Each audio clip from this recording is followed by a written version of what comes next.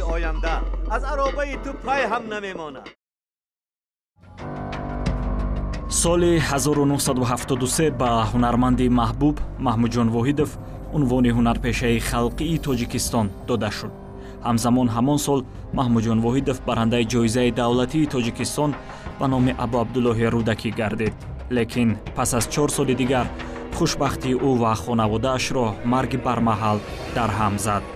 12 نوامبر سال 1977 محمودجان واحدов در دود 38 سالگی زمان اوج کمالات هنری از دنیا درگذشت. اما این یگانه تلفات در آن سال نبود. سال 1977 دو نابغه دیگری دور، مورخ برجسته، ارباب سیاسی و جمعیتی باباجان غفورов و شاعر صلح‌پرور راهبر همان وقت اتفاق نویسندگان تاجیکستان میرزا ترسونزاده نیز ما را ترک نمودند.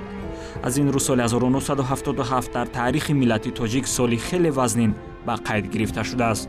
کسی تصورش را نمی‌کرد که مؤلف داستان حسن عرابکش و اجرا کننده ابراز استاد ترسونزاده در فیلم همنام در 1 سال پی هم ما را ترک خواهند کرد. زندگی حسن مثل آن کوه است. گویا تا قله آن رسیدی یا تمام. نه، از پس او قله های دیگر است. راه را ادامه ده و پیش. عمومیت تام را میان این هر دو کارگردان همان وقت سرمحصول و تا امروز آوازه‌دار تاجیک باریس کیمیاگرف به میان آورد. پس از دو خونده عینی و کوی آهنگر فردوسی، باریس کیمیاگرف کار را با ادیب مشهور دور خود میرزا ترسونزاده شروع نمود.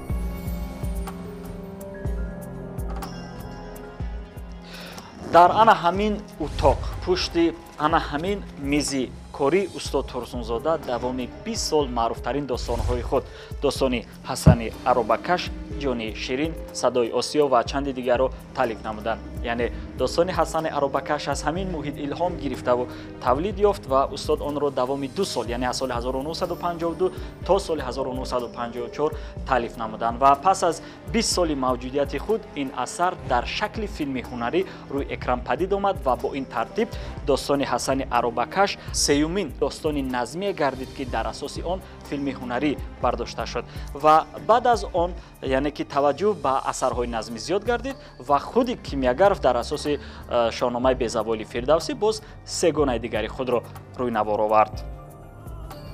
متاسفانه از جانب کی پیشنهاد شدن ایده معلوم نیست، اما کیمیاگرف میدونست که حسن عرابکش موفقیت کامل را بعد از خواهد آورد. برای همین در نوشت فیلمنامه خیلی شتاب میکرد. Вообще-то Борис был фанатиком в работе. Он совершенно не терпел никаких проволочек, когда дело уже катилось, так сказать. Борис дилбохтаи кори худ буд. Умуман ягон хел таъхирро дӯст намедошт, хусусан вақте ки кор аллакай шурӯъ шуда бошад. аммо дар раванди навишти филмномаи ҳасани аробакаш ман худро тамоман гум кардам. ҳама чиз пеши назарам дар ҳам буд. пиндоштам ки шояд аз осори хастагист ва барои ҳамин таваққуф карда хостам истироҳат намоям. мошинаи чопро яксу гузошта ба мизи корӣ умуман наздик намешудам. рӯзи дигар низ чизе ба сарам намеомад. ҳарфҳо дар пеши назарам чарх мезаданд. ба кимиагарф занг зада гуфтам: бория, ман кур шудаам. чӣ хел кур? вақти кур шуданатро ёфтӣ. мо бояд филмномаро супорем. ба ту чӣ шуд? исто, ман ҳозир меоям. хулас омад. маро савор карда ба беморхона бурд. маълум шуд ки дар ҳақиқат қувваи биноии чашмам паст шуда будааст ва яку якбора биноии мӯътадилам ҷамъи 2.5 шудааст. ӯ маро ба хона овард. ба модараш гуфт: модарҷон, айнакҳоятро биёр. анна михайловна пешам як қути айнак гузошт. ина, айнакатро интихоб кун, гуфт. анна ҳаминаш ба фикрам мешавад. чунин айнакҳои калон.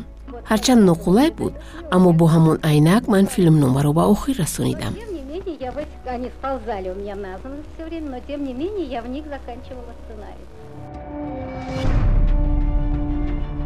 дар интихоби ҳунармандон ист кимиогарф оҷилият дошт, аммо пушти чунин шитобкорӣ қарорҳои дуруст меистоданд. дар мадди аввал барояш пайдо кардани иҷрокунандаи нақши Ҳасан муҳим буд. Ҳасани зиндадил, хушчақчақ, қавипайкар ва ҳамзамон якрав. Ки чунин хислат дошт? В 1965 году я приехал в Таджикистан, Душанбе, работать на киностудию. Она параллельно... соли 1965 ман ба пойтахти Тоҷикистон шаҳри Душанбе барои кор дар киностудия рафтам. дар баробари филме ки кор мекардам ба наворбардории Ҳасани Аробакаш шурӯъ намуданд ва таҳиягари он Борис Алексеевич Кимёгаров буд. барои нақши Ҳасан чандин ҷавонҳои хушсиморо аз кишварҳои гуногуни Иттиҳоди Шӯравӣ даъват намуданд ки миёни онҳо Бибо низ қарор дошт. аввалин шиносоии мо дар ҳадди салом алейк буд, аммо баъдан якҷо ғизо тановул мекардем, суҳбат менамудем ва баъдан ӯ ба кинопрова мерафт. он вақт аҳамият додам ки ӯ ҷавони хушхулқ, одамдӯст ва хеле фаъол аст. ӯ нишастҳои дӯстонаро хеле дӯст медошт, мехост ҳамеша дар ҳалқаи дӯстон бошад. ҳарчанд он вақт хеле ҷавон буд, аммо ҳамеша дар мадди аввал қарор дошт. Даже еще тогда, в общем, достаточно молодой он был, но все равно он был центром застолья. бо интихоби Бибо Ватаев дар нақши Ҳасан, Борис Кимёгаров ӯро барои кинои тоҷик ва кишварҳои Осиёи миёна кашф намуд. он вақт ҳунарманди 26-солаи Осетияи Шимолӣ ҳамагӣ як нақш дар кино дошт ва он ҳам норавшану номуваффақ. Ҳасани Аробакаш дуюмин филм дар фаъолияти синамоӣ Ватаев гардид, аммо маъруфияти сартусариро барояш ҳадия намуд. аз ин пас ӯ на фақат ҳамсафари эҷодиёти Кимёгаров, балки дӯст ва бародари ҷонияш гардид. бо ин тартиб дар ҳар як филм шурӯъ аз Бо амри дил, достони Рустам ва Суҳроб, Як умр кам аст ва достони Сиёвуш, Кимёгаров барояш нақшҳои асосиро пешниҳод мекард. нақшаву ниятҳои нек доштанд, аммо мутаассифона умр вафо накард. Я не прощу, но мне недостает уверенности. В моей жизни был один человек, который протянул мне руку. Это был незабвенный Борис Кимёгаров, у которого я начал сниматься в кино. И до конца его жизни я снимался во всех его фильмах. Вот. Этот человек протянул мне руку, он мне был как отец, был мне как родной, как брат. Вот он говорил, что вы изучили за очень короткое время таджикский язык, да? Да, ну не в совершенстве я изучил, но он мечтал, чтобы я на сцене Таджикского академического театра сыграл бы Рустама на таджикском языке. Да. Вай дар онҷо, Ҳасани Аробакаш, агар бо ӯ вохӯред, илтимос ин номаро диҳед, бигӯед ки ин ман, бигзор вай тезтар биёяд. Вы только послушайте, что она мне пишет. Любимый мой, единственный, по ночам, когда нет сна, я лежу и думаю о тебе. танҳои азоб аст, ҳамроҳ осонтар аст. ман вохӯрии охиринамонро ёд мекунам. хуб мешуд ки ту таҳсил мекардӣ. ман магар ноҳақам? Сыграл, особенно Хасан Арбакеш. Это же вообще великолепно он сыграл. И не зря тогда он был удостоен всех почестей и лучшую мужскую роль значит, в азиатских фильмах. И пресса была великолепная. Я, читая все это, конечно, всем говорил, что это мой однокашник и все остальное. عروس را همین خیلی نگاهی بین میکنن خیلی یابایی ما گیر فقط گوی وای کجاست با کیو رو فروختی من بیشتر میدیم دوستیدن иҷрокунандаи нақши дигари филмро Борис Кимёгаров бидуни кастинг интихоб кард, яъне барои бозидани нақши холаи Садаф Мариям Исоева номзади ягона буд. аммо худи ҳунарпеша чизи тамоман дигарро интизор буд. پیش از اینم بسیار فیلم ها برآمد کردن که نقش های اساسی نبود البته، لیکن اینجا دعوت کردن و گفتن سناریو دادن، البته خونید بیایید بعد صحبت میکنیم. بوریس الکسیویچ کیمیوگاروف هر وقت که اومدم گفتن کدام نقش تو با معقول شد. پیش همه خیلی بود میپرسیدن که کدام نقش بازیدن میخوای یا که با تو معقول است. من گفتم من با صدف معقول شد. همه نقش ها عجیب و صدف من با بسیار نزدیکتر.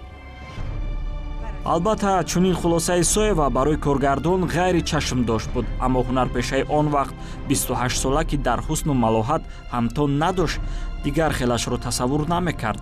барои ҳамин кимёгаров бо бархурди тамоман дигар дучор шуд. ва гуфтан ман мехоҳам то амон холаи Садафа бозӣ нақшаша. ман гуфтам чӣ? не ман гуфтам охир ин нақши холаи Садаф ба Туҳфа Фозилова, артисти Иттифоқи Советӣ, Тӯйбоева, артисти халқӣ, артистои забардаст, пурқувват, инҳо бояд бозӣ кунанд. баъд гуфт ман гуфт дигар хел мебинам холая, бисёр ҷавон, зебо, ҳамая мафтун мекунад. куҷо хосгорӣ мерад, аз як гапаш, аз як шишташ, аз як нигоҳаш ҳама гирду атроф мафтун мешавад. вақто ки хосгорӣ мебиёнд хонаи ба инчунин ин ки кадом талаба кард, кадом як нигоҳаш кати аллакай мафтун кард, ва ё ҳама чӣ ба розӣ мешавад. ҳаминам ба ман таъсир накард. ман баромада рафтам. ама хеле хислат доштам. камтар гарданшах будам. маъқул бошад ха, набошад агар немехестам мерафтам. баъд як рӯз гузашт, мумкин 2 рӯз гузашт, не. баъд бо одам фиристодан, таклиф карданд ки шумо я даъватӣ ҳастед, суҳбати махсус мешад. вақте ки омадам, аллакай устод Мирзо Турсунзода кати бармабар шиштагӣ буданд. ҳама хеле сухан кардему. баъд гуфтанд ки охир нахуд асари ҳамин хел шоири бузурги мо ба дар кино ҳамин нақша ту наофаред. исрор дар ҳузури муаллифро Марьям Исоева барои худ муносиб напиндошт, аммо дар майдони навор ӯ аз қонунҳои худ кор гирифт. зуд серкагӣ накун. бечора. ҳани сарде. зуд. вақте ки сиёмка шуд, ман гуфтам ба ман фаранҷӣ махсус, ба ман анин зебу зеварҳои қадима ҳаст ку аз осорхона ҳамаи ин чизҳои оваранд. баъд вақте ки ҳамон хона ба хосгорӣ мебиёяд, ман гуфтам ки акнун ман ба чилим ёфта биёритон. ҳар боре ки ин чизҳои гӯям кимягаров ҳайрон мешуд. мегуфт Марьям чӣ дар кор? ман мегуфтам хайр ба ман дар кор аст ин чиз. вақте ки чилим гуфтанд, ҳамин хел якта пешониш ба зад кимягарову ханда кара гуфт ки ну ты это чудо. ман гуфтам ин занҳо қӯқанд ба ҳамон давраҳои шоҳ амири Бухоро, инҳо нашаст мекарданд, инҳо чӣ хел мешиштанд, чӣ хел чилим мекашиданд, базм мекарданд занҳо. баъд чилима оварданд. ҷамоли вай беҳамтост. ҳарчанд ки вай хоҳарзодаам аст, ба таъриф меарзад. ҳунарпешаи дигари худ, иҷрокунандаи нақши Садаф, Муяссара Аминоваро Борис Кимёгаров аз миёни камсамолҳои филми Замони осоишта, ки худ коргардонӣ онро ба ӯҳда дошт, интихоб намуд. айниқтараш духтареро, ки орзуҳояш ба муҳтавои достони Ҳасани Аробакаш мувофиқ буданд. А я хочу, чтобы была большая школа. Нет, чтобы было много-много школ. аммо чуноне ки достони Садафу Ҳасан дар интиҳои филм мармуз боқӣ монд, ҳаёту эҷодиёти Муяссара Аминова низ барои бинандаҳо норавшан гардид. 6-10 сола инҷониб касе дар хусуси ӯ чизеро наметонад. ба таври асроромез ҳунарпешаи ҷавон ва пурҳунар яку як бор аз чашми бинандаҳо ғайб зад. лекин хушбахтона на барои ҳамешагӣ. гурӯҳи эҷодии мо барои пайдо кардани Садафи достон роҳ гирифт ба самти маҳаллаи 103-уми ноҳияи Синои шаҳри Душанбе. мувофиқи баъзе маълумот, Муяссара Аминова дар ҳамин маҳалла зиндагӣ мекунанд. ба тарафи дасти рост. ва бисёр умедворем ки мо муаллимаро пайдо хоҳем кард ва баъд аз чандин сол он касро барои шумо нишон дода метавонем.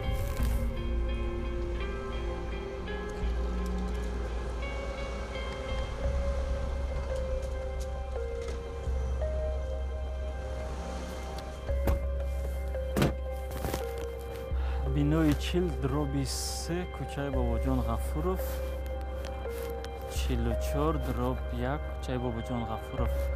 агар хато накунем мо ба суруғаи дуруст омадем ва бовар кунед ман ҳам аввалан худам дар ҳаяҷон ҳастам, зеро ки на кам аз шумо Муяссара Аминованро дидан мехоҳам ва барои ман ҳам аҷиб аст ки муаллима дар тӯли ин қадар солҳо чаро бори худро нишон надоданд ва он кас ҳоло чӣ гуна менамоянд. Бед якҷо медарад. Салому алейкум муаллимаи азиз. Ассалому алейкум. Аз дидоратон бисёр шудем. Раҳмат. бовар кунед мо ҳеҷ умед надоштем ки ба ин осонӣ шуморо пайдо карда метавонем. Зинда бошед.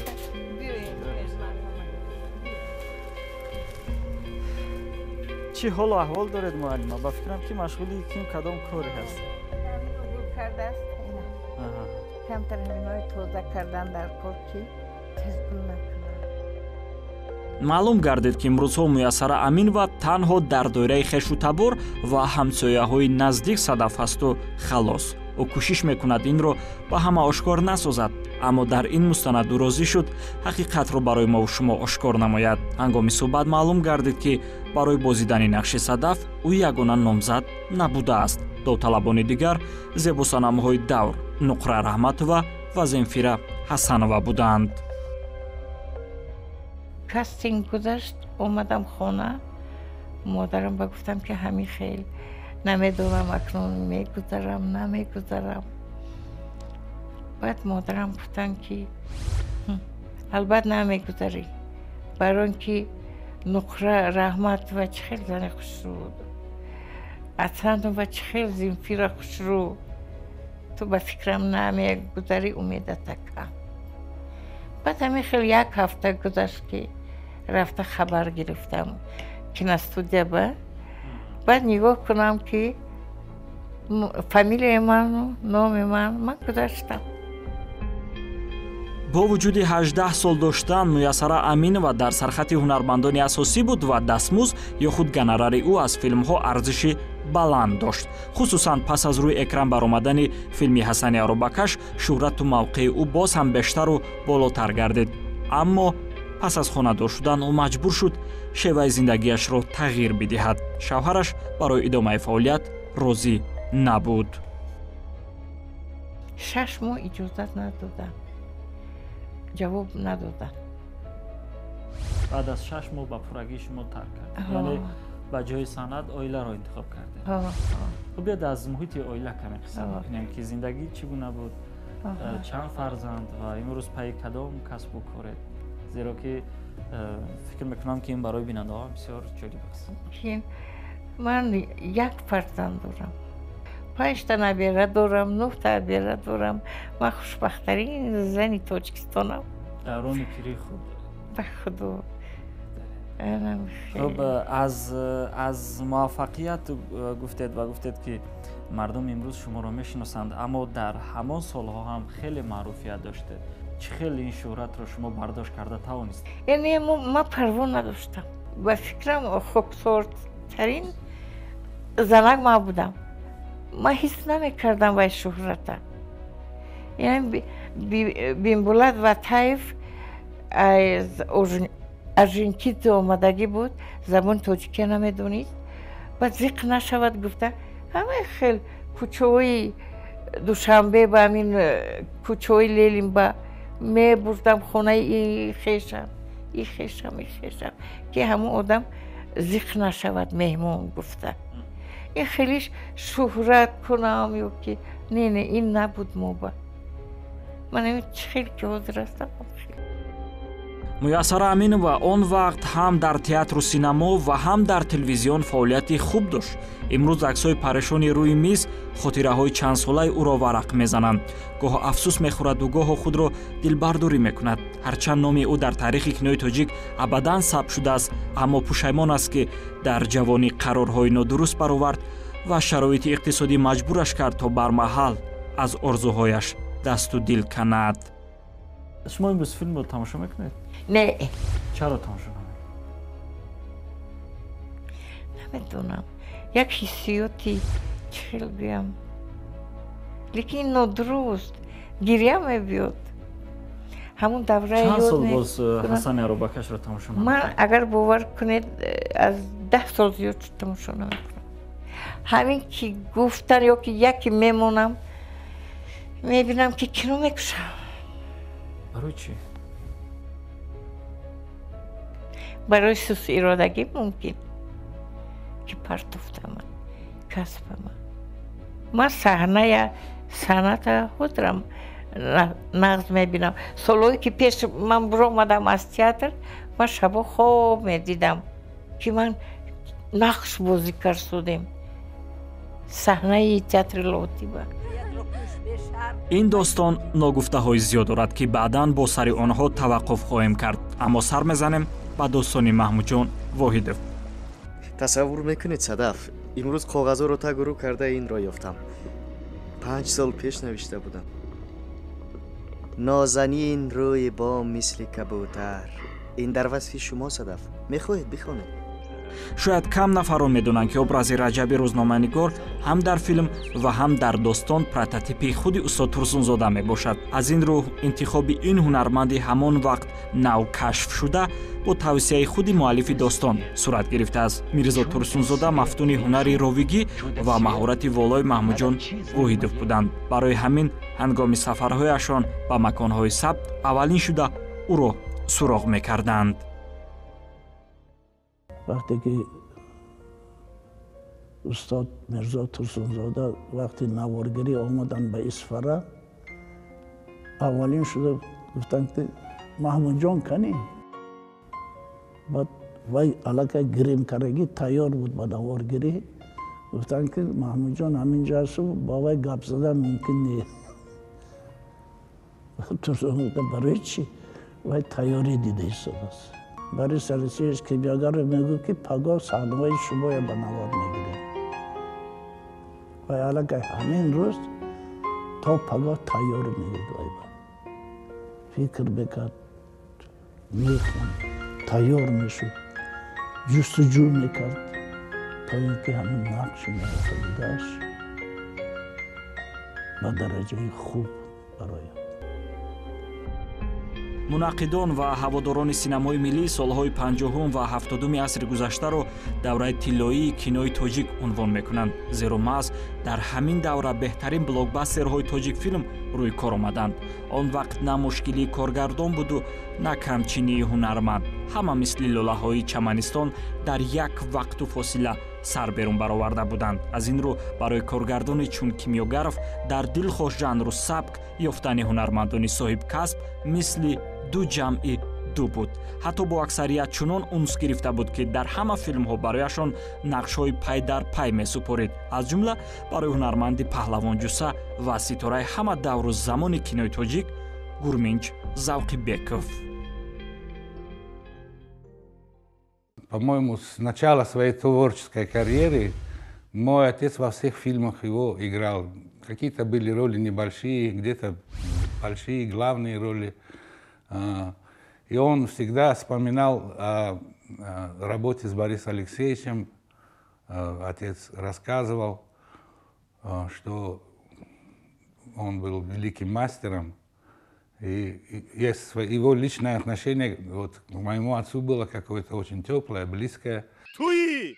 Палвонака! Асан!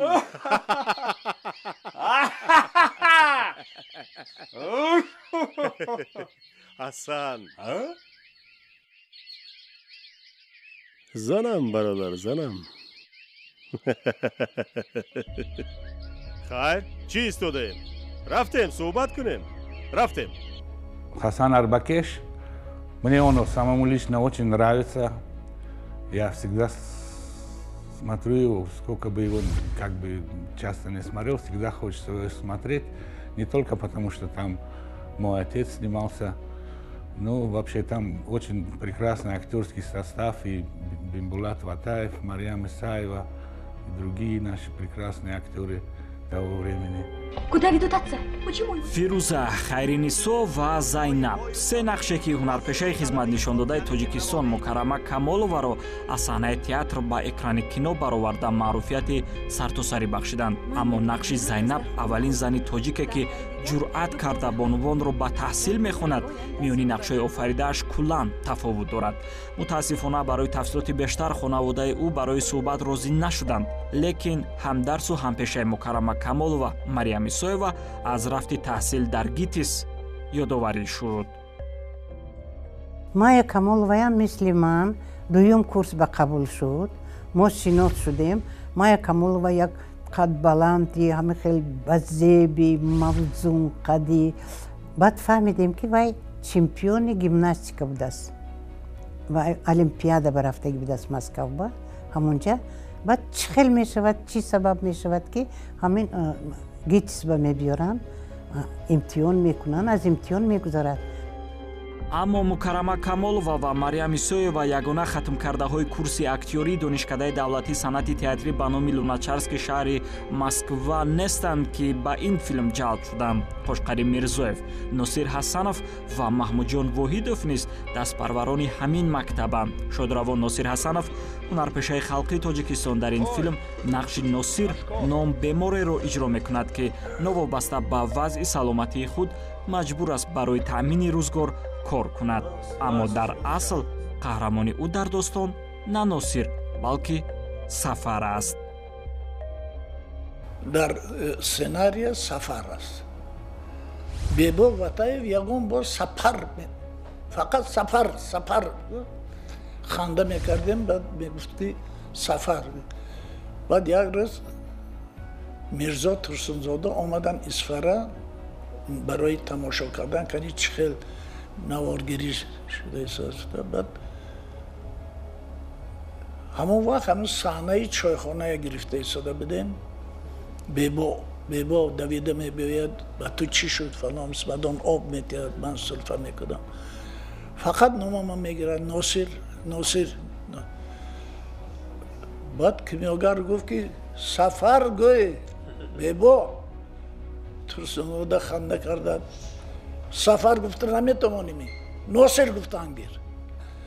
хулоси гап ки ана ҳамин хел номи ин нақш аз Сафар ба Носир баргашт. ин образ дар иҷрои Носир Ҳасанов чунон табиӣ баромадааст, ки ҳамон вақт қисми зиёди мардуми дохилу хориҷ ӯро бемори воқеӣ гумон мекарданд. онҳое ки мавсуфро солим медиданд бархурди ҷолиб доштанд. аммо дар хориҷ ин нуқта аз ҷониби яке аз коршиносони соҳаи синамо ишора гардид. баъди ҳамон филм кӯча ба рафта истодем, ё ин ки ягон троллейбус ва автобус ва рафта истодем, аз пешам мегузаранд мекунанд. дар Ленинград фестивал шуда, ҳамин филмро нишон доданд. баъд яке аз режиссёрҳои хеле кӯҳансоли, хеле режиссёри бузург Борис Алексеевичро пурсид ки Борис Алексеевич, этого больного ты из больницы взял, да? Какого больного? Ну вот, который туберкулезом болеет. Борис Алексеевич сказал, да, он выздоровел, вон он сидит. Зал ба нишон метавад, ба манба. дар қишлоқ барои ҳаминаш ҳам кор ёфт мешавад. инаш зани сеюма. Дуруст.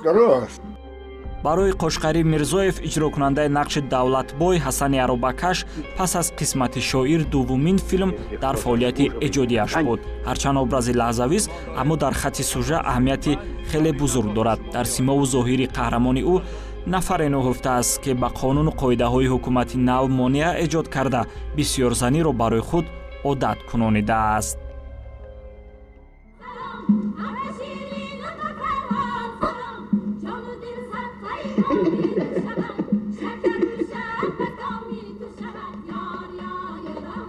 ароси бад не. ин охирон нақши падари ман буд дар кино, барое ки аз соли 65 падари ман ба кор бар телевизион шурӯъ кард. чӣ хеле ки худаш нақл мекард, аз ҷавонӣ шавқи журналистӣ дошт ва барои ҳамин журналисти кино, журналисти телевизион ба вай бисёр писанд омада буд ва аз соли 65 аз театри Ловутӣ ба телевизиони Тоҷикистон ба кор меравад ҳамчун таҳиягари барномаи адабӣ, ҳамчун коргардон ва умуман фаъолияти асосӣ баъд аз ин бо телевизиони тоҷик вобаста буд. барои ҳамин падари ман вақте ки нақл мекард ҳамкориҳои бо устодони санъати кино дар дилаш як камтар пушаймониам буд ки мутаассифона кам нақш офарида будам. қошқари мирзоев дар самти телевизион низ ба муваффақиятҳои хуб ноил шуда буданд, аммо дар вазифаҳои роҳбарӣ малакаи воло дошта то муовини вазири фарҳанги ҷумҳурии тоҷикистон расиданд. солҳои 80 бошад, мавсуф директори театри лоҳутӣ буд. мо имрӯз аввалин пешоҳангони камсамолро ба таҳсил мефиристем. ин далелро биандешед ки пеш аз инқилоб ин ҷавонҳо кӣ буданд. дар баробари ҳунармандони тоҷик ҳамзамон дар ин филм ҳунармандони хориҷ низ ҷалб шуданд, аз ҷумла ҳунарманди рӯстабор аз ҷумҳурии ӯзбекистон Георгий Страков ва ҳунарманди рус Юрий Кириев, ки барои ҳарду Ҳасани Аробакаш аввалин ҳамкорӣ бо кинои тоҷик набуд. ҳой ошно, чӣ ном дорӣ? мабодо вомехӯрем. ҳасан! ҳо ҳасане, ана ҳасан. хулас, агар атрофи ҳунармандони филм соатҳо ҳарф занем нокифоя аст, зеро дар ин феҳрист нафароне гирд оварда шуданд ки ҳамагӣ шоҳсутунҳои кинои тоҷик буда, чӣ бо иҷрои нақшҳои асосӣ ва чӣ лаҳзавӣ тавонистанд филми Ҳасани Аробакашро ба яке аз филмҳои дӯстдоштании мухлисони кинои тоҷик табдил бидиҳанд.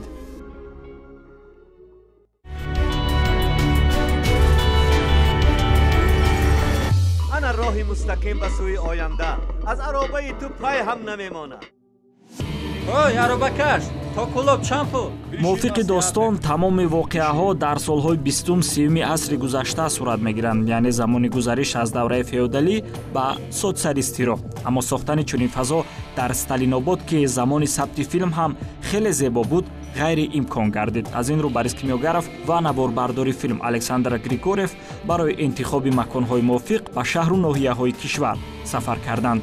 дар натиҷа макони асосии наворбардории филм шаҳри Исфараи вилояти Суғд интихоб гардид, зеро тамоми муҳити филм шурӯъ аз бозор то ҳунару анъанаҳои миллӣ дар мисоли заргарӣ, кулогарӣ, оҳангарӣ, мисгарӣ ва чанде дигар, танкучаҳо, осиёб, сайзхона, хонаҳои бунгӣ дар шаҳри Исфара, ки он замон Ҳолливуди осиёӣ ном дошт, муҳайё буд. бо ин тартиб сохтани маконҳои сабт лозим наомад ва бо ин усул тайягарон аз харҷи зиёдатӣ худдорӣ намуданд. Мариям Исоева боре аз Кимёгаров сабаби ҳамеша дар Исфара сабт кардани филмҳояшро пурсон шудааст. гуфт о инҷа ба табиаташ худаш ин кӯҳҳои рангоранга бинед, ин дарёҳо, хай ҳама чиза номбар карду Борис Алексеевич Кимёгаров. баъд гуфт ки аз ҳама асос мардумаш, халқаш инқадар меҳрубон, инқадар дастархони кушод, дили кушод, соф, чизе ки ҳамин аз даҳанатон барояд, аллакай вайҳо мегӯян хуб шудааст, рафта аллакай ҳозир карда мебиёянд. ташаккур Аробакаш, ташаккур. ҳарчанд аз рӯи навор омадани филм зиёда аз ним аср сипарӣ шуда бошад ҳам, гурӯҳи эҷодии мо тасмим гирифт ки барои боздид аз маконҳои сабт ва суҳбат бо шоҳидону иштирокчиён ба шаҳри Исфара сафар намояд.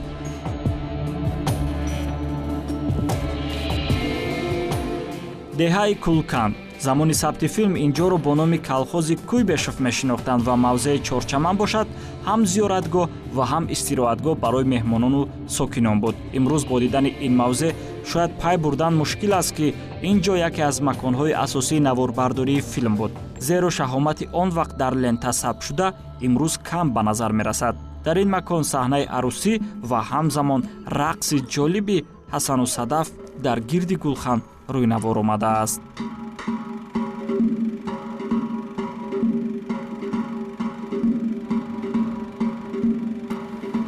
соли 1911 замоне ки ин бинои таърихӣ дар мавзеи чорчаман сохта мешуд, муаллифи достони Ҳасани Аробакаш, қаҳрамони Тоҷикистон устод Мирзо Турсунзода ба дунё омаданд.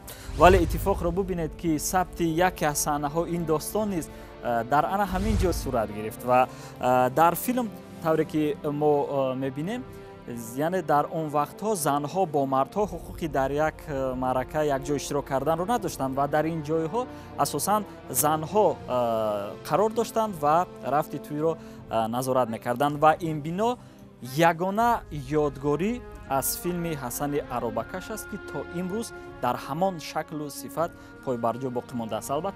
албатта яъне каме хароб ҳам шудааст, вале дар ҳар сурат ин бино боқӣ мондааст ва дар сабти ин саҳна зиёда аз 300 нафар мардуми маҳаллӣ иштирок карданд ва то дили шаб якҷо бо таҳиягарон яъне саҳнаи мазкурро сабт карданд. Ва аз ҳамин зинапоя мо чӣ тавре ки дар филм мебинем, муяссара аминова иҷрокунандаи нақши Садаф, яъне ки давон мегузаранд ва биёед кӯшиш мекунем як бор мебинем ки чӣ гуна ба ҳунарпеша даст додааст ки ин қадар зуд, ба хотире ки хеле яъне сарнишеб ҳам ҳаст.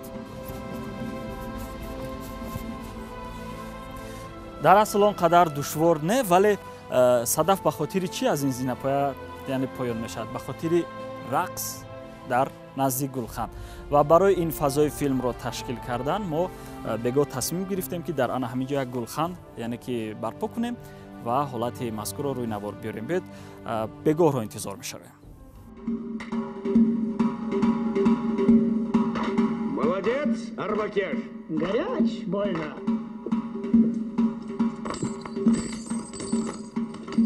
Иди потанцуй, женихи богатые, покажись. Ну, быстро.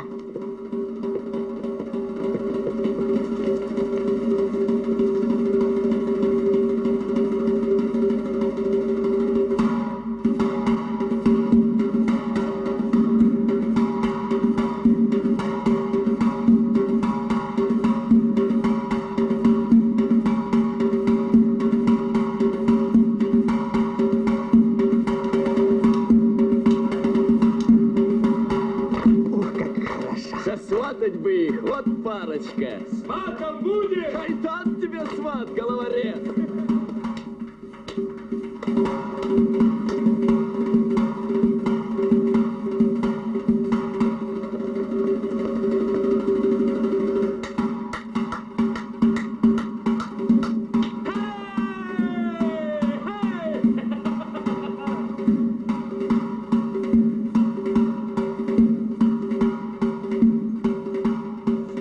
دیگر زمانی توی نیست محیط ناروشن. каримбой музаффаров замони сабти филм вазифаи роҳбарии хонаи маданияти шаҳри Исфараро ба ӯҳда дошт ва қисми зиёди саҳнаҳои филм дар шоҳидии ӯ рӯйнавор омаданд. дар ин мавзеъ, дар мавзеи Чорчаман, яке аз саҳнаҳои калидии филми Ҳасани Аробакаш рӯйнавор омадааст, яъне саҳнаи туй.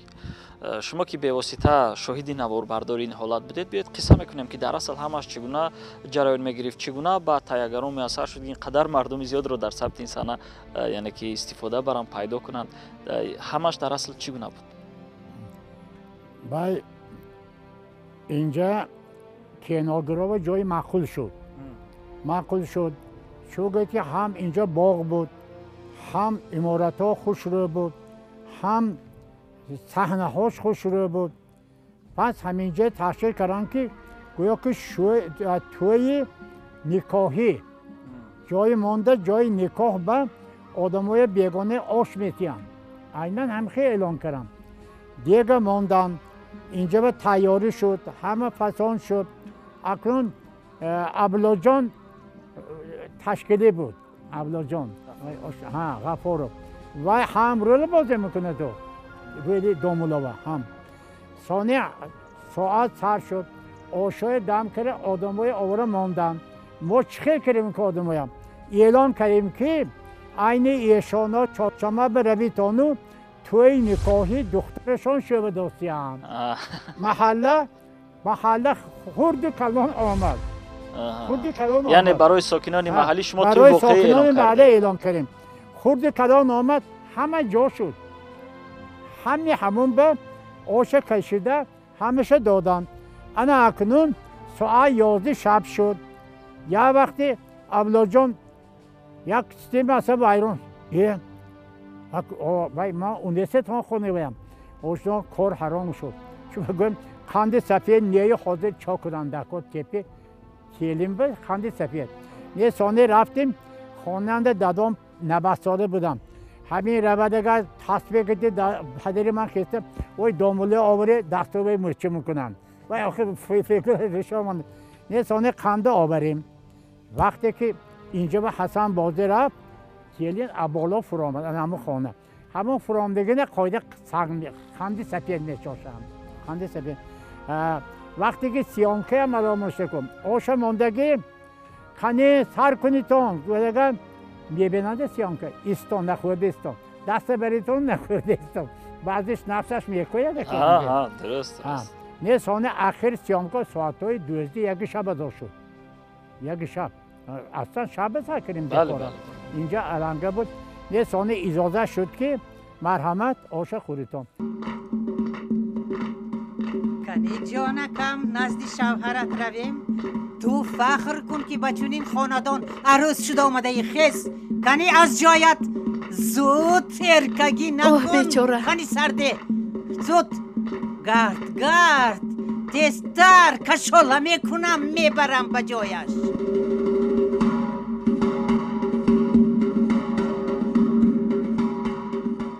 بیا درباره همین رقص میگویم که اکثر مناقدان میگویند که این میسره امینова نیست این کس دوبلیوره شما خودتون چگونه شهر نه خودم رقص کرده بودم این استعدادی رقص که با فکرم از خوردی هر یک دخترچه توجی رقص کرده گشتن میگیرد به فکرم توی مرکه و با انا از تاشکند بالیتمیستر دعوت کردند اوکیلوف بود فامیلشون همون یادود همین کتی یک هفته به فکرم مشغول شدم قطعی همون بالیتمیستر بعد سیومکه کردیم اونجا گویا که همون بالاخانه همون چیز خانه من باشد یکی از منزل های همین زن همون دخترایی که همون بالا با میستن و یا خودشون می اومدن مردم خودش می اومد بعد اونجا یاردمچی رژیسور بود خودی برای سلکسیج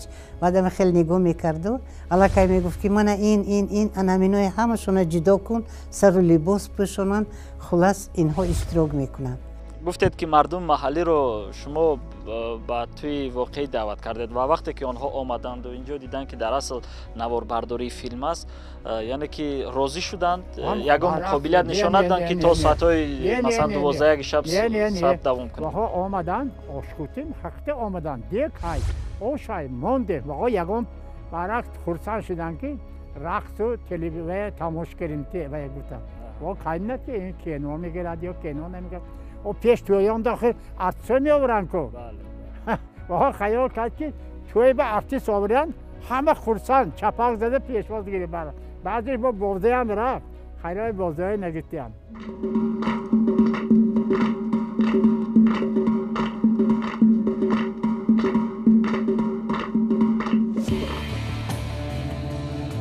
در ثبت این صحنه نه فقط مردم اسفاره بلکه از دیگر منطقه‌های ولایت سوغ نیز خواهشمندان اشتراک نموده بودند. عمرکو یاد می‌آورد که چطور زمان کودکی آوازه ثبت فیلم حسن عروبکش را شنیده به اجازه والدان از کنی بادام به اسفاره رفت.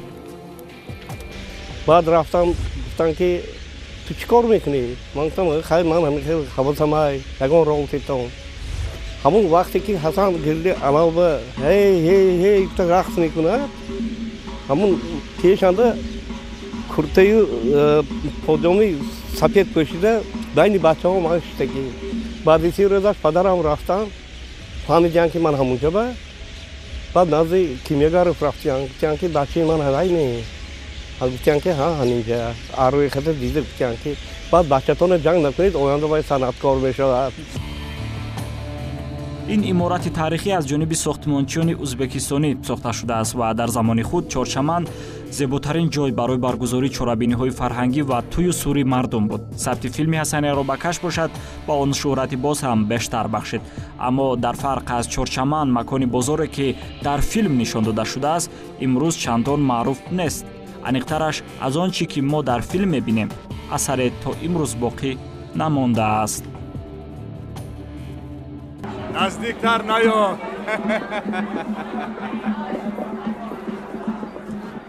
то солҳои 60 дар шаҳри Исфара бозори либоса ва хӯрока якҷо буданд, аммо солҳои 60 ҳукумати ҳамонвақта қарор медиҳад ки бозорҳоро аз ҳам ҷудо кунанд ва бо ҳамин тартиб ана ҳамин маконе ки айни замон мо қарор дорем дар ин ҷо бозори либоса ташкил карда шуд ва замоне ки инҷоро барои сабти саҳнаи бозор дар филми Ҳасани Аробакаш интихоб карданд, яъне бозори мазкур нав ташкил шуда буд ва ба қавли каме ҳамон вақт замонавӣ буд.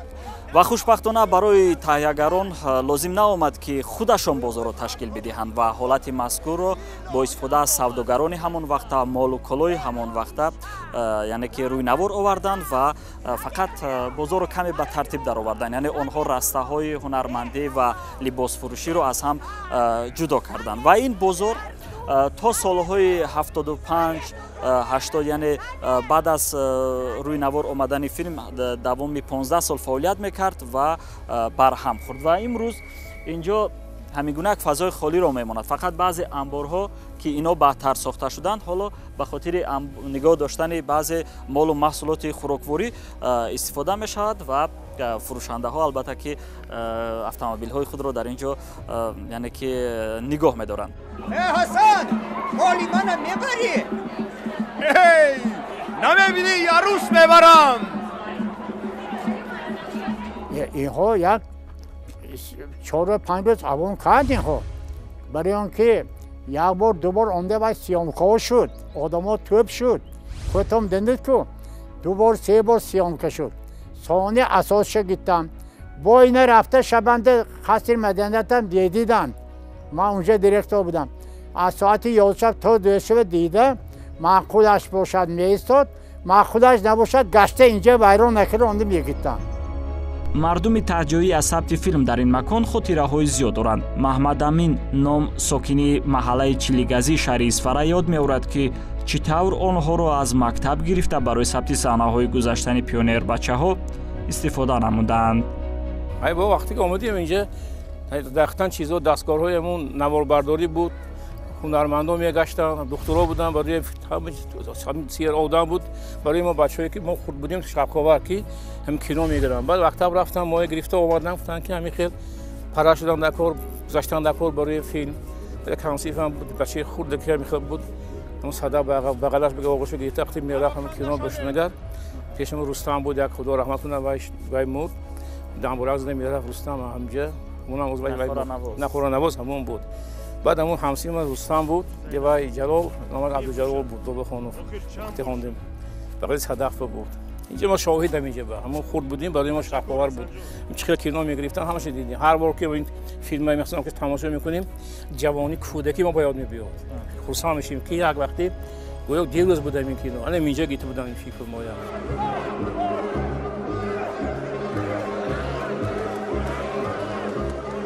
лаънат зада ана зани лаънат кардаи худои аззаваҷал ӯро зане.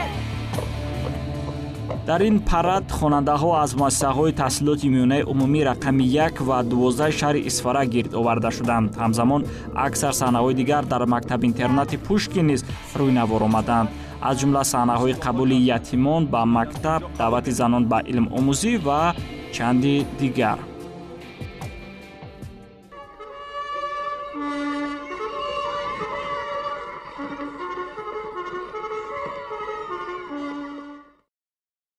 зудтар зудтар, ҷобаҷо, зудтар.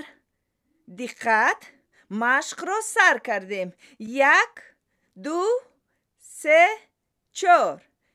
1 2 3 4. 1 2. куҷо нигоҳ мекунӣ? 1 2 3 холаи Зайнаб шуморо касе ҷеғ мезанад. 1 2 3 4. به من ادامه دهید. людмила владимировна соли 1961 ҷониб дар муассисаи таҳсилоти миёнаи умумӣ рақами 1 ба номи Пушкини шаҳри Исфара фаъолият менамояд. дар ҳоли ҳозир аз миёни омӯзгорони ин даргоҳи маърифат ягона шоҳид аз сабти филм аст. Приехали со студии снимать кинофильм «Хасан Арбакеш», который снимали с нашими детьми этой школы и со всеми учителями, которые были здесь. Раньше была здесь русская школа, потом слилась и стала русско-таджикская школа. Поэтому здесь у нас были сняты, в этом фильме сняты дети разных национальностей, и особенно таджики и русские.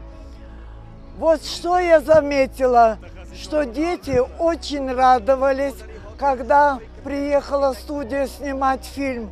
И дети все были довольны, что показать этот фильм всему миру. یتیمند چی باید کرد؟ در بین آنها عنصری بگونه جای داشته باشد چی؟ به این کی جواب میدهد ها؟ با واسطه سفر حسن استاد فرسونزاده ساختمان دو انشاءات مهم دور راه آهن دوشنبه ترمیز و کانال وخش را برای ما تصویر نموده است. این نکته ها نیز در فیلم به طور پورا انعکاس شدند. برای پیدا کردن مکان‌های ثبت این صحنه‌ها ما راه گرفتیم به سمت شهرک شوراب.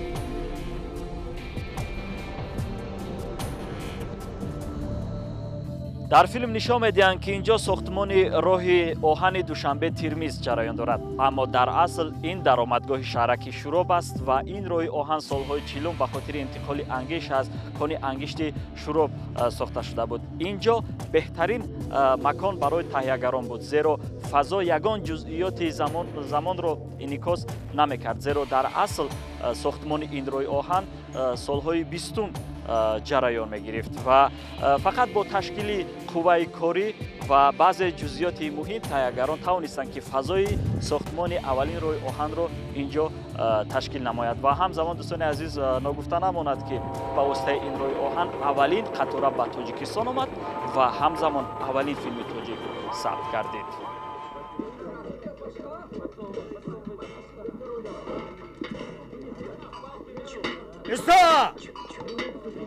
راه بسته خفاگر خفاگر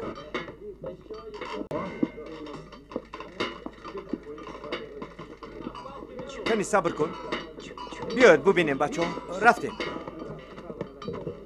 این کار رو بینید. سلام علیکم.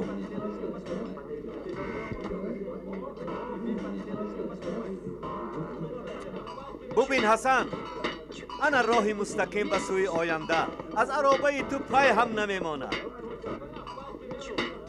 رفیقان، پرولتاریات جهان از همه اول مهنتکشان دوشنبه با توجه زیاد به کار شما نگاه میکنند. صحنه ساختمان کانال وخش نیز در شفت همین راه آهن تشکیل و نواربرداری شده است، اما امروز آن منظره را تماما مشاهده کردن نمی شود.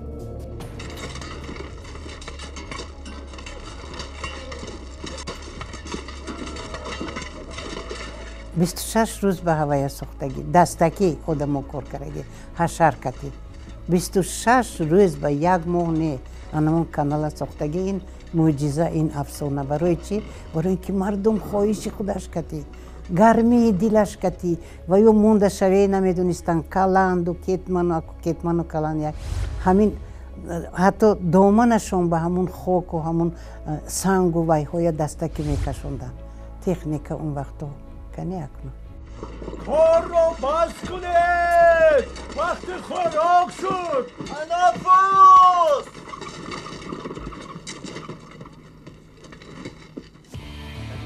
نه همه صحنه‌های فیلم در حدود شهر اسفره روی نوار آمدند، بلکه مکان دیگری نواربرداری برای تهیه‌گران جماعت دهاتی واروخ انتخاب گردیده بود. هرچند ثبت این قسمت نمایش ما به فصل زمستان راست آمد، اما خود فیلم در تابستان ثبت شده است.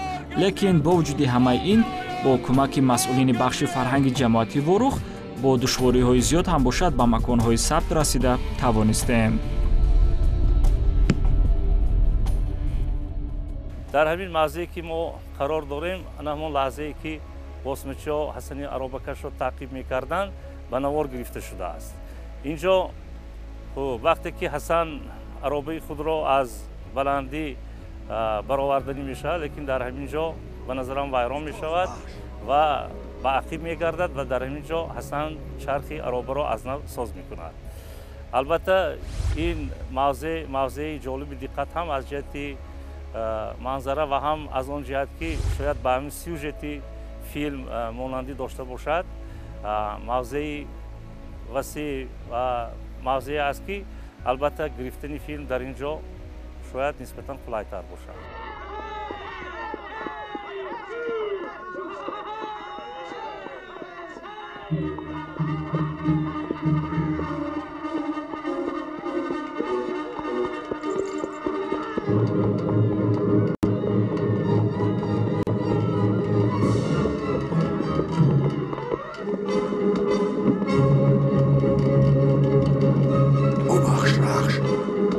ببخش دوستان، رخش بیتاز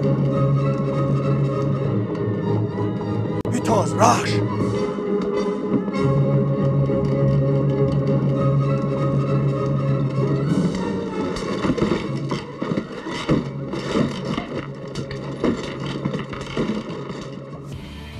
гузашти вақт маконҳои айнан дар филм сабт шударо дар мавзеи Тагоба куллан тағйир додааст, аммо ягона шоҳид ҳамин қуллаҳо ҳастанд, ки барои дарёфти нуқтаҳо ба мо кӯмак намуданд.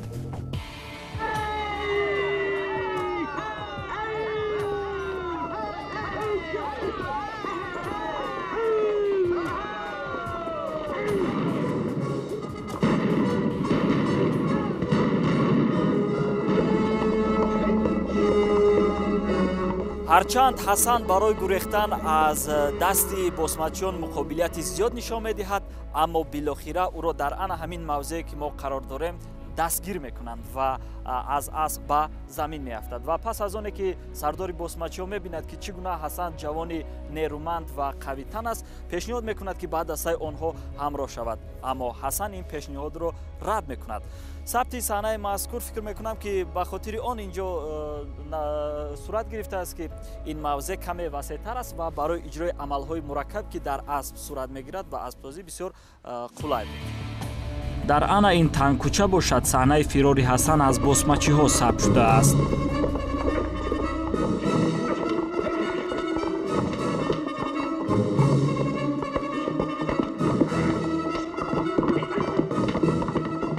идомаи саҳнаи таъқиби Ҳасан аз ҷониби босмачиҳо ки аз болои ана ҳамин пул мегузарад дар ана ҳамин мавзеъ, аниқтараш пули мавзеи Бедикач наворбардорӣ шудааст. Он вақт ин пул албатта ки тавре ки мо дар филм мебинем, яъне ки чӯбин буд, аммо пас аз як обхезие ки солҳои 92 сурат гирифт, он пурра хароб гардид ва ба ҷои он ана ин пулро мардуми маҳаллӣ сохтанд ва ин яке аз нишонаҳои дигари филми Ҳасани Аробакаш аст.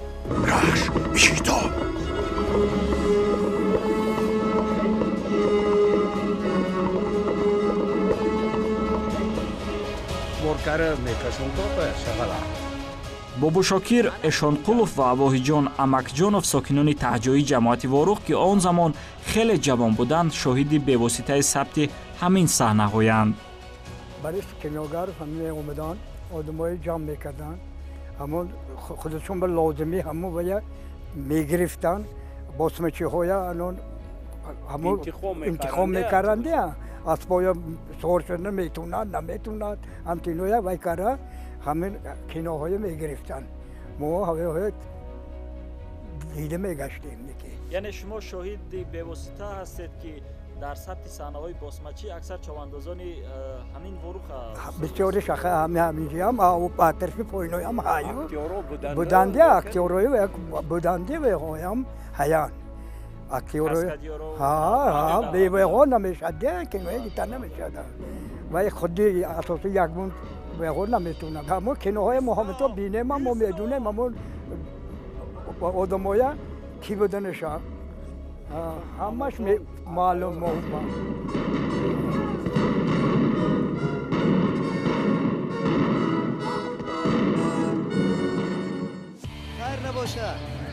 дар сабти филми Ҳасани Аробакаш мардуми маҳаллӣ зиёде иштирок намуданд, аз ҷумла дар саҳнаҳои доду фарёди холаи Садаф болои бом, ортақсимкунии Ҳасан, бозор ва чанде дигар. хулас ин офаридаро бесаҳми мардуми маҳаллӣ тасаввур кардан имкон надорад. аммо боре берун аз сабти филм ҳолате рух дод ки касе интизораш набуд. яке аз сокинони маҳаллаи Қалачаи Мазор бо номи Ҳабизахон Рашидова ҳангоми баргашт аз майдони наворбардорӣ бо чапа шудани ароба таги он дармонд. تک موندم بعد از قفا یک ماشین آمده همون رئیسیار یعنی کیمیاگر رو وامخورن و یا آمدوسه و یا کفت کاب کرده یک پلتی مویشونه یافته همون پلتی موی قبیده کشاله کرده کافته یافته مادرم درنی بای دو دستگاه باشته گرفته مادرم حرمت کرده و بنبرن بانیسبه یک پاچکشان یعنی جراحت می بدارد سونی می نداری وای میکنن. موافق نقل نزدیکان باریس کیمیاگرов پس از چند سال دیگر باز به عیادت این مادر رفته میناداری بیان نمودند. از چنین جانفدایی ساکنان سینمادوستی واروخ خاصه شهر اصفهان بود که کیمیاگرов به این مکان احترام خاص داشت و مشهورترین فیلمهایش را در همین جا روی نوار می آورد. ای مردم برآیید! من حسنی عرابکش. صحنه اور تقسیم کنی باشد در منطقه چورباغی واروخ روی نوار آمده است. ما نیز خواستیم از این مکان دیدن کنیم اما پس از یک صحبت با چند شاهد ثبت فیلم نقشه هایمان تماما تغییر یافت. اساساً یک قسمی همین چورقشلوخانه گرفتگی همونجا با حسن орда болкара خطی همراهی همون وای کی بود محمود طاهری اومسادگینده هر دوشون همونجا فرموده چسبی زنازنی کرده میگم ما با چشم ما همونجا دیدگی اما حاضر برده من شما نشان تیم گفتم همون موضوع تماما رنگ دیگر گرفتگی چون همون جاهای که سیامکا کرگی نوار بگرفتگی همونجا همش زمین شده دایره مجرای خودش دیگه کرده همونجا نیست شده رفتگی یکان نشان موندگی نیست. یعنی اگر حالی ما رویم از اون منظره نه ایوان منظره دیده نمیتونی چون که همون منظره پیشتر همین خورایی همین چی میگن جنگل بود ابلیپیخه بود همینجا بود همونها همش بریده زمین کرده و اکرم با دایره مجرای دیگه گرفته شده همونجا گرفته رفتگی یگان نشان باقی ماندگی نیست. بله و شما پیش از صحبت پیش از ثبت داشتم گفتید که شاهد بودید که محمود طاهری و بیبا بطایف چگونه با دیگر جنگ می‌کردند. تلاششون را دیدیم پس فردآورده شده زمین با چپاتی کرده می‌زدند. چند بار همین تکرار شد که تا حتی طاهری یارگی خار کرده بحث کو گفتگی با این کردن که چون که او یک بار دوباره نشد دیگه خودی خودش بین نشد همین دیده بودیم ما یاش بودیم. شما یاش چند قد؟ سالتون چند؟ ممکن 12 ساله یا 13 ساله همینقدر بود. مکتب خوان. البته دیگر خیلیش را انتظار شدن امکان نداشت زیرا در این 6-10 ساله یافتن اکثر صحنه‌های فیلم تماما ناممکن است. رخش نامی اسبش را بینید. رخش داستان شده است اسب رستم رخش بود. رخش حسن نیز در این داستان موقع خیلی کلیدی دارد. رخش یگانه منشأ افتخار و غرور حسن بود که از آن جدا شدن نمیخواست. چون این قرابت نزدیک میان بیبا بطایف و رخش نه فقط در کینو بلکه در پشت صحنه نواربرداری نیز مشاهده میشد. میگوید یکی از ساکنان محلی.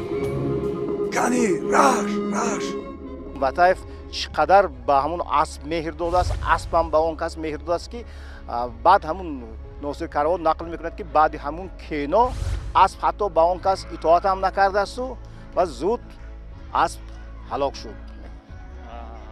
یعنی که دوری همون من اکو حالی بای وقت جوان بودم امروز اون آدمایی که میدونم که به حیوانات چقدر مهر دارد همون وقت همون حسن عرابکش یعنی حسن بطایف گفتید و اون کس همین خیلی مهر داده که اسب هم به کس مهر داده که وقتی که آنها از همدیگر جدا شدن اسب به فکر من امروز خود به خود فکر میکنم که اسب دل داد و هلاک شد.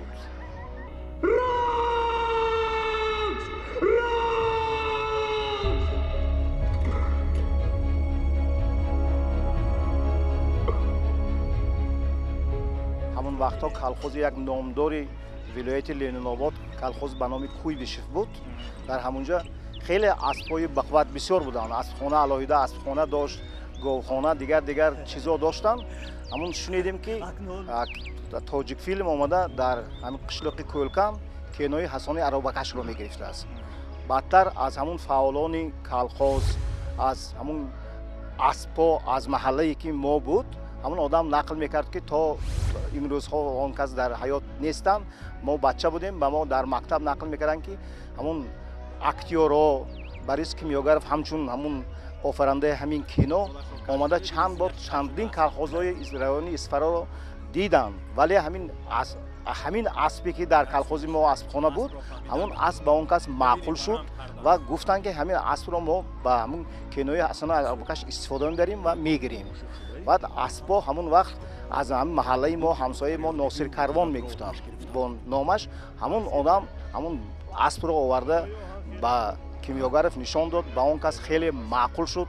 Асп ҳам хушрӯ, ҳамун ба қуввати калони ҳамин фарбеи як гуфти чӣ ки бузбала асп буд, ба онҳо маъқул шуд, ҳамун кино аспро гирифтанд. мо то ҳол ҳамин бошандагони қишлоқи Кӯлканд фахр мекунем ки ҳамин аспи калхози мо дар ҳамин кино ҳамчун як қаҳрамони ҳамин кино истифода бурда шуд ва то имрӯз ҳамин кинои Ҳасан Арабакаш зинда аст дар байни мардум. то имрӯз фахр мекунанд ки ҳамин аспи кӯлкандиҳо, яъне аз қишлоқи Кӯлканд, аз Исфара, аз деҳаи мо гирифта шудааст. бо ҳамин мо фахр мекунем. о рахш, чӣ нигоҳ мекунӣ? налҳои ман як сол ҳам хӯрда намешаванд. на камтар аз автомобил метозӣ. ту ягон ташро дидӣ? на фақат дар Ҳасани Арабакаш, балки дар дигар филмҳояш низ Кимёгаров қисми зиёди аспҳоро бо ҳамин усул пайдо мекард. дар ин самт бошад сокинони маҳаллӣ ва намояндагони колхозу ҷамоатҳои ҳамонвақта дар бари таҳягарон рост буданд. аммо дар ин филм рахш қаҳрамонӣ ягона нест, балки то имрӯз дар киностудияи Тоҷикфилм яке аз ёдгориҳои дигари офаридаи мазкур нигоҳ дошта мешавад. ой Ҳасан, як тарафист.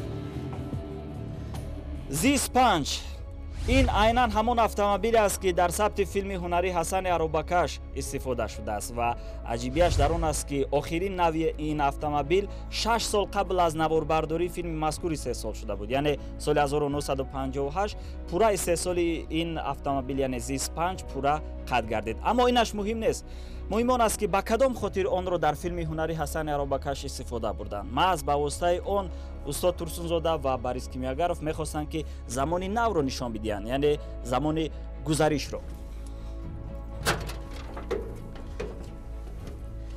ва бо пешниҳоди яке аз саҳнаҳои ҷолиби филм, аниқтараш саҳнае ки ин автомобил дохили лой дар мемонад, мо ин нуқтаро ба хубӣ мушоҳида карда метавонем. ҳарчанд ки ин автомобил баъдан аробаи Ҳасанро мегузарад, аммо набояд фаромӯш кард ки маҳз ба воситаи кӯмаки Ҳасан он аз мушкилӣ раҳо ёфт.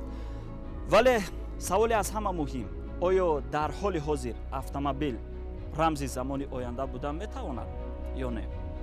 шояд бо ин мусобиқа мекунӣ? аспи оҳанинро дилаш ҳам оҳан аст. чӣ ҷои мусобиқа? бойдодӣ иқрор шав.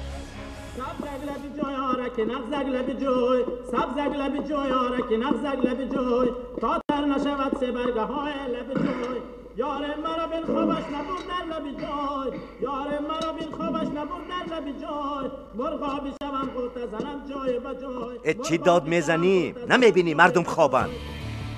коршиносон сабаби муваффақияти дигари филмро на танҳо дар бозии самимии ҳунармандон, сохти майдонҳои сабт, сару либос, мавзӯи ҷолиб, балки дар истифодаи васеи суруду оҳангҳои халқӣ низ арзёбӣ менамоянд. хоса суруди Сабзак лаби ҷӯй ки барои дарёфти овозхони он солҳои 60 заҳмати хеле зиёд сарф шудааст. ва чанд кас пешниҳод шуд, тарзи хониши онҳо ба Борис Кимёгаров чун маъқул нафтод ва интихоб сари номзадии устод Зафар Нозим қарор гирифт. вақте Борис Кимёгаров он касро даъват мекунанд, мегӯянд Зафарҷон ҳамин суруд хондан дар кор, як суруди халқӣ. устод тавре гуфта меранд Москва, дар муддати як бор дар як вариант сабт мекунанд, баргашта худи ҳамрӯз ба душанбе бармегарданд. суруд дар муддати як соат сабт карда танзим карда мешавад. шодравон Зафар Нозим он вақт 25 сол дошт, вале ма салобату шуҷоати Ҳасанро ба ҳангоми сурудхонӣ Кимёгаров дар овози ӯ пайдо намуд. аммо мутахассисон мегӯянд суръати хондани ин суруд дар филм каме тезтар аст. این نمیدانم که این خطاگی رژیسور باشد یا کمپوزیتور باشد یا که استاد ظفر ناظم وقتی یک کمی سرعت همین سرود سستر باید میشد اون وقت با واقعیت هم با اون چیزی که خلق ایجاد کرده است خیلی هم توغری می آمد. لیکن چونین قراری تهیه‌گران سببی خود را داشت. در فیلم بیمبولات وطایف وقتی که سرود میرد علاقه سرودیس است. یعنی برای چی در مسکو کردن استاد نقل کردن با همون گیم که مانند یک دوبلاژ با همون خواندن بیمبولات وطایف باید ظفر ناظم مطابق بکرد.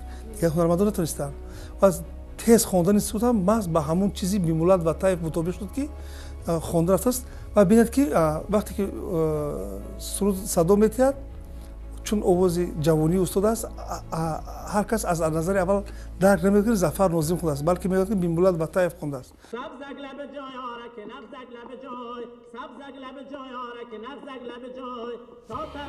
هرچند این سرود پیش از فیلم هم میون مردم معروفیت داشت اما باید قائل شد که محض فیلم حسن عرابکش معروفیت سرتاسری را به آن نصیب گردانید. این بود که بعد از روی اکران برآمدن فیلم سرود مذکور ورد زبانی سراینده های معروف تاجیک گردید و هر یک آن را با شکل و شیوه خود پیشنهاد نمودند.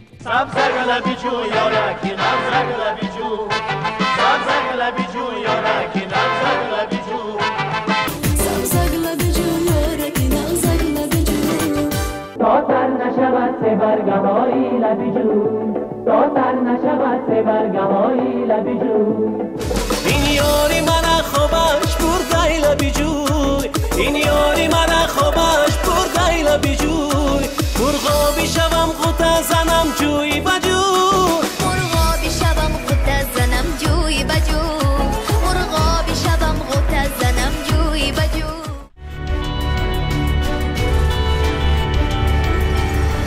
انا راهی مستقیم به سوی آینده از عرابه تو پای هم نمیماند.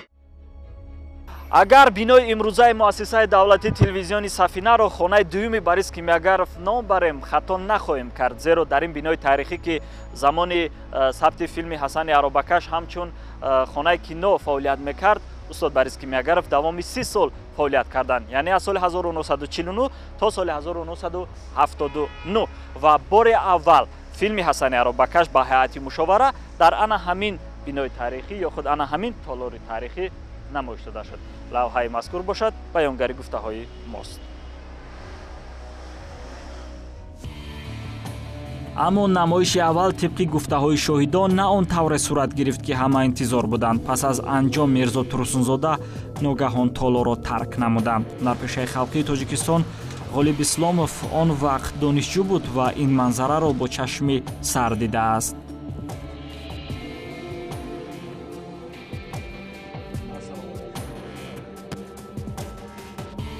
امروز میگم که تصادف در اومدیم در این مبینه ها همجا نشسته بودیم بعدا استاد میرزا ترسونزاده مؤلف فیلم همراهشون استاد مومی قناعت بعد میرسید میرشکر استاد میرسید میرشکر در این قطار 12 شیشته بودند. بعد وقتی که همین سر شد پیش از سرشوی همون فیلم من یکم بار باریس الکسیویچ کیمیاگرف رو از نزدیک دیدم خیلی شنیدگی بودم و از همین تالار دیدم برآمد کردند. همون روز بیبا وطایف نبود اما قهرمان اساسی بازی کردگی حسنه نبود بعد باید دخترک بود میسره امینوه یک دخترک یاشه که زیبا یک خوشویک همجا بود قطیشان برآمدند. بعد خلاصه بعد همون تاریخ همون فیلم گرفتنی و 65 سال بنوار گرفتن 66 سال ما نخست نمایش تماشا کردیم همچون تماشابین ما بعدی که تماشا کردیم خیلی قرصک زنی شد ما همونجا همه طرف استاد میرزا ترسونزاده گشتن با دعوت میکردن و همین صحبت تالار وقتی گشتیم قرصک زنی رو کردیم استاد میرزا ترسونزاده جا خیستند و برآمده رفتن در وقت مردم همه حیران موند همه قرصک زدن گفتن خیلی میبراید ممکن با میدراید. بعد استاد مومین قناعت هم استاد میرشکر هم از پسشون رفتن نمیخیر خیلی ما بعد وی برآمده رفتیم دیگر در همون تحلیل همون فیلم و برآمده و فیلم اشتراک نکردیم لیکن همین سال من فراموش نمیکنم. лекин аксарият ин андешаро рад мекунанд. мунаққидон бар он назаранд ки устод турсунзода ба ҳеҷ ваҷ ин корро кардан наметавонист. ин ҳам дар ҳоле ки ӯ пайваста ба маконҳои сабт сафар намуда раванди наворбардориро назора мекарданд. духтари устод фирӯза мирзоева куллан зидди ин гуфтаҳост.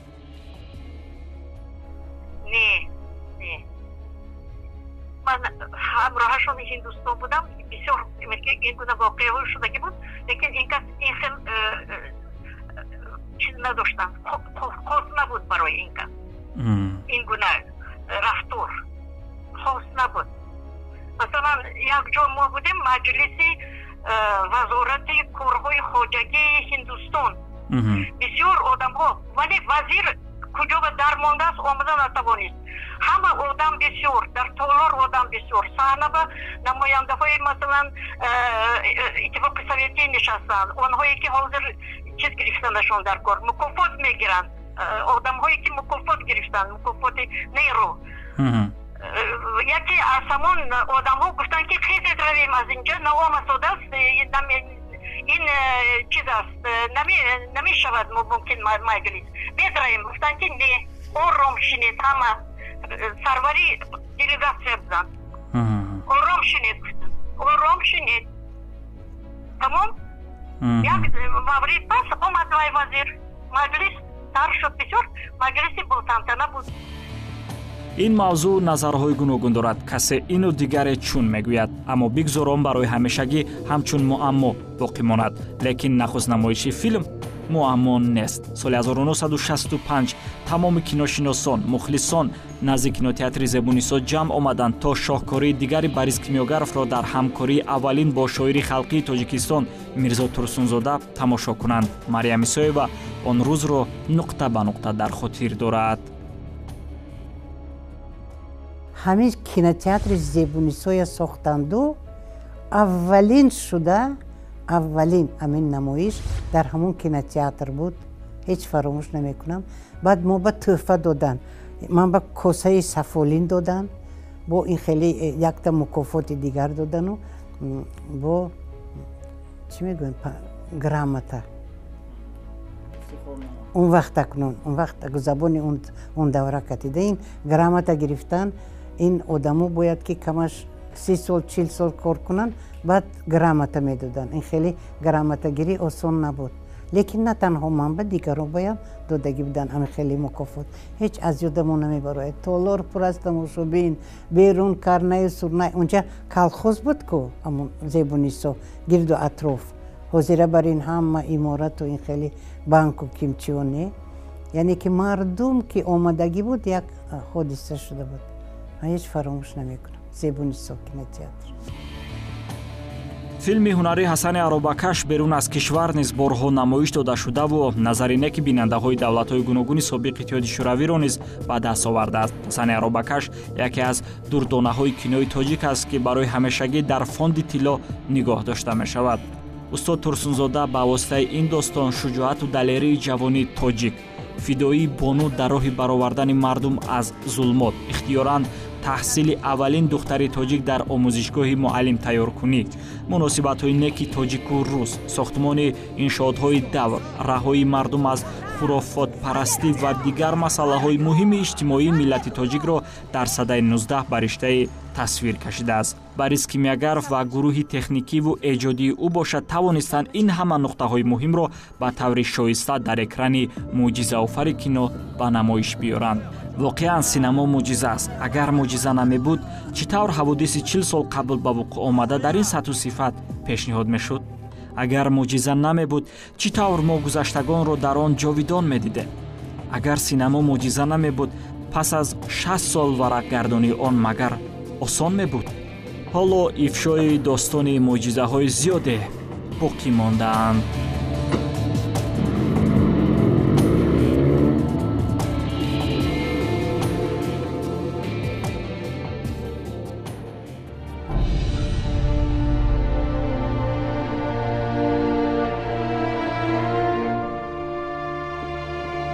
ببین رخش، در اینجا سهم ما نیز هست. چی قدر عذاب را با هم پسی سر کردیم. در ساختن نصف شهر دستی ما رسیده است. رودخانه کندیم، عمارت برپا کردیم. آدمان زندگی میکنند. شاید ما را هم به یاد بیارند.